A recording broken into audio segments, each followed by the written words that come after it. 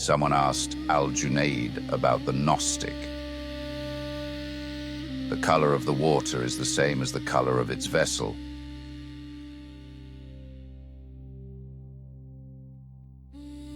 Put water in a blue glass, the water looks blue. Put it in green glass, it looks green. The water itself has no color.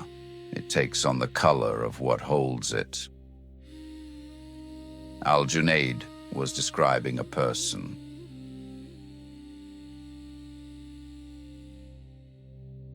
In the 11th century, a scholar named Abul Qasim al-Qushayri gathered the teachings of the Sufi masters into a single text.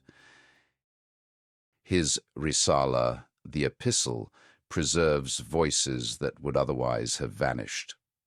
Masters who taught in private. Answers given to questions asked in small rooms. One chapter addresses Marifa, divine Gnosis, the knowing of God, not knowing about God, knowing God. Al-Qushayri distinguished the two. According to scholars, Gnosis means knowledge. Thus, all knowledge is Gnosis, and all Gnosis is knowledge. But among the Sufis, Gnosis meant something else. Gnosis is the attribute of one who is cognizant of God and his names and attributes, who has put trust in God in everyday behavior and rid oneself of bad morals and transgressions. Such a person then proceeds to reside at the door of God's mercy with heart toiling constantly, becoming endeared to God and trusting Him in everything experienced. The whisperings of the lower self fall away and thoughts about anyone else but God never enter the heart.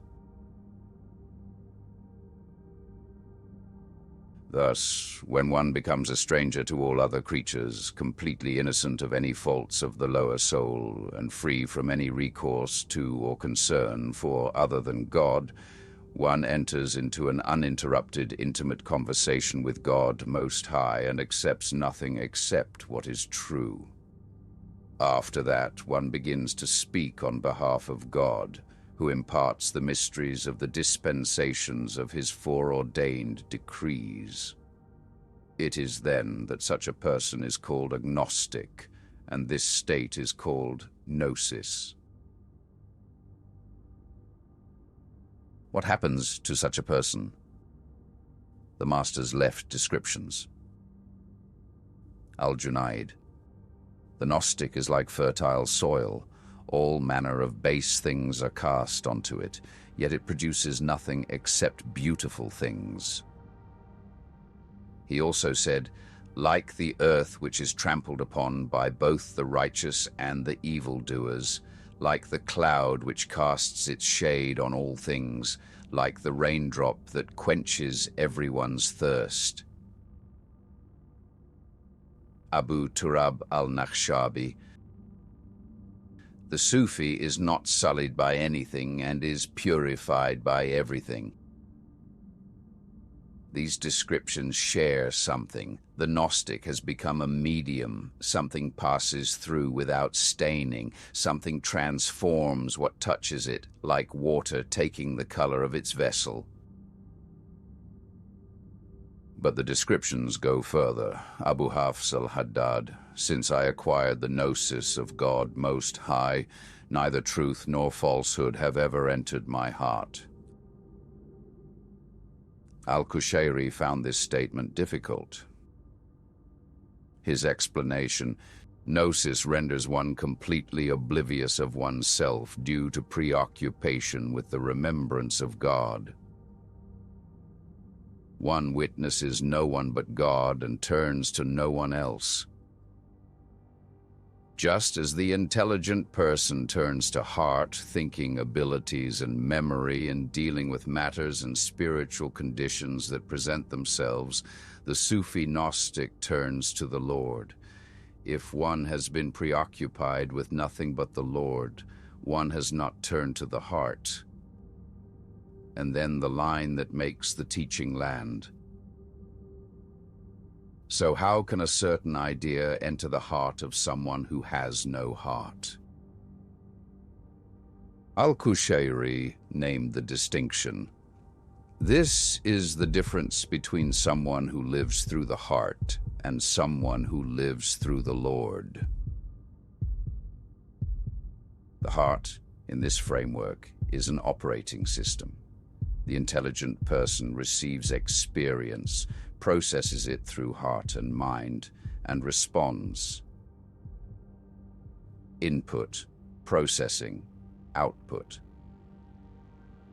The Gnostics' operating system has changed. The processing center is no longer located in the self. The technical term is Maha, or Erasure. Abu Yazid al-Bistami. All people possess spiritual states, whereas the Gnostic possesses none, because personal characteristics are totally erased. Personality is fully annihilated by the personality of the other, and one's qualities are rendered non-existent by the qualities of the other. Al-misri. The Sufi does not exist after absence and is not absent after existence. Al-Qushayri unpacked this. By saying does not exist after absence, he implied that when the Sufis' faults fall away, they never return. As for not absent after existence, it means that if one is preoccupied with God and nothing else, one retains high status, while the rest of God's creatures lose theirs, and things of this world have no impact. It is also said, the Sufi is completely effaced by the glimpses of the divine. And the Sufi is not subject to change. If, however, any change occurs, it leaves no smear.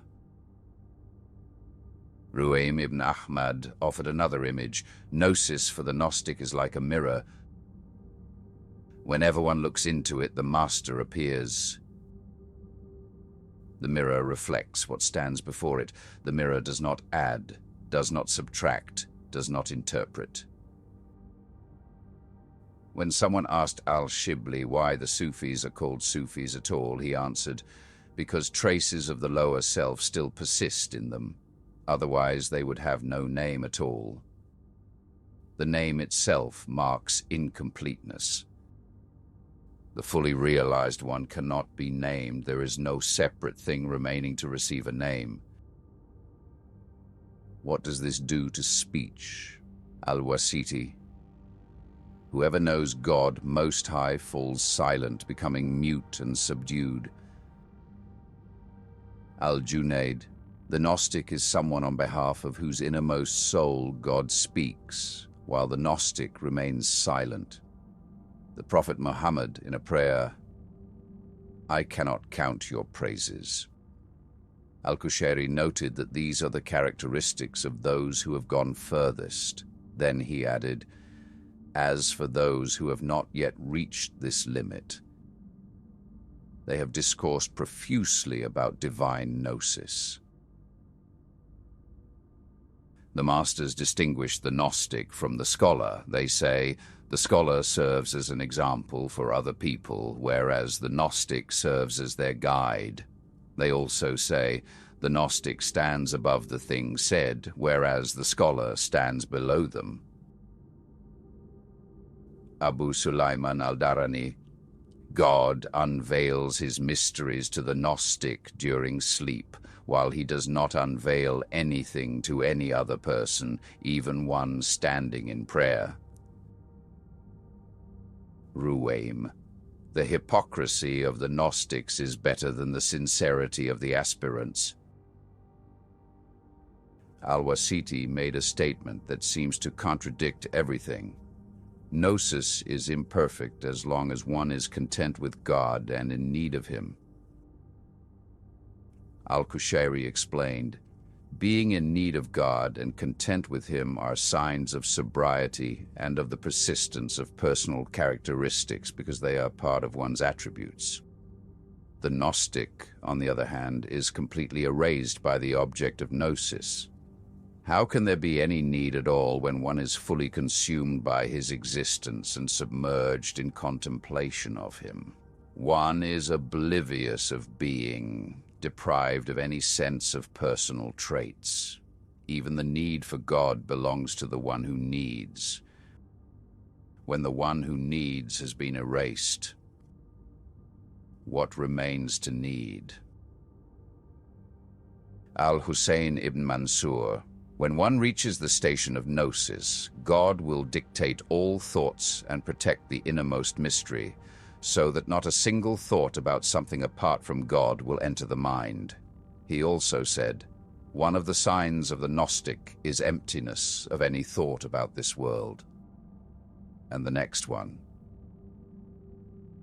empty of this world, empty of the next, empty of the one who would think about either.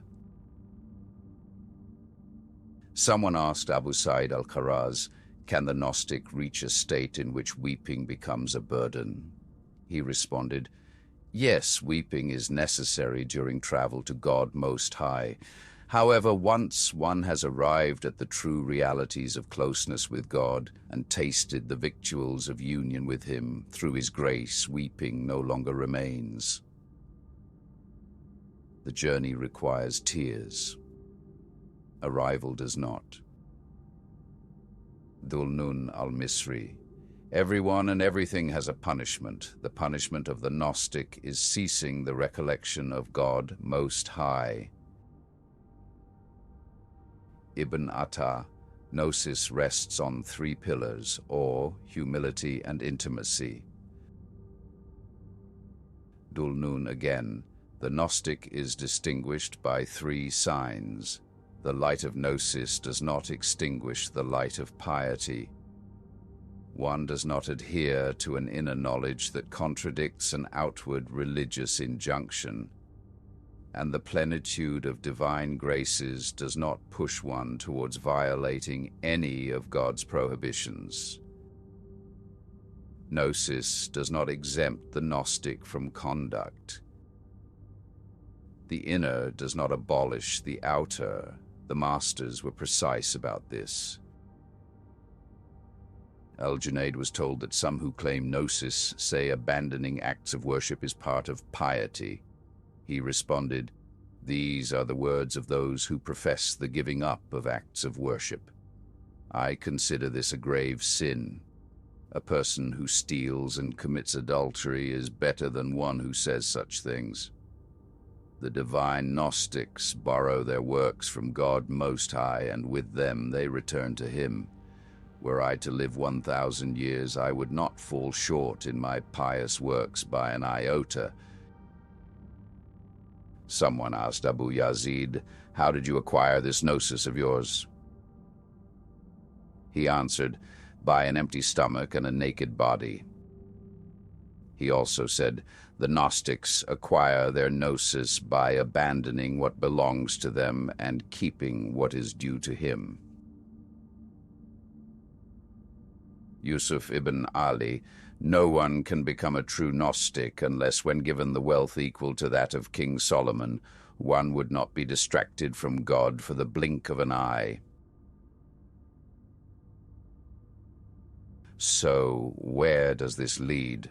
What is the destination? Sa'al ibn Abdullah al-Tustari: Gnosis has two goals: confusion and bewilderment. Dhu'l-nun al-misri: the person who knows God Most High is the most bewildered of all in regard to Him. Not clarity, not certainty, bewilderment. Yahya ibn Mu'ad was asked about the Gnostic. He said, this is someone who is both present and absent. On another occasion, someone who is here yet separate. Someone asked Al-Junayd about the Gnostic. He said, the color of the water is the same as the color of its vessel. The Gnostic has no fixed color, no fixed position, no fixed self that holds positions. What remains is transparent. and through the transparent, something else becomes visible. Dhu'l-nun. Friendship with the Gnostic is like friendship with God Most High. The Gnostic treats you with gentleness and shows kindness, imitating God's moral qualities. They say the eyes of the Gnostic are weeping while the heart is laughing. Al-Qushayri, summing up the teaching. In brief, the more estranged one is from the self, the more one knows the Lord.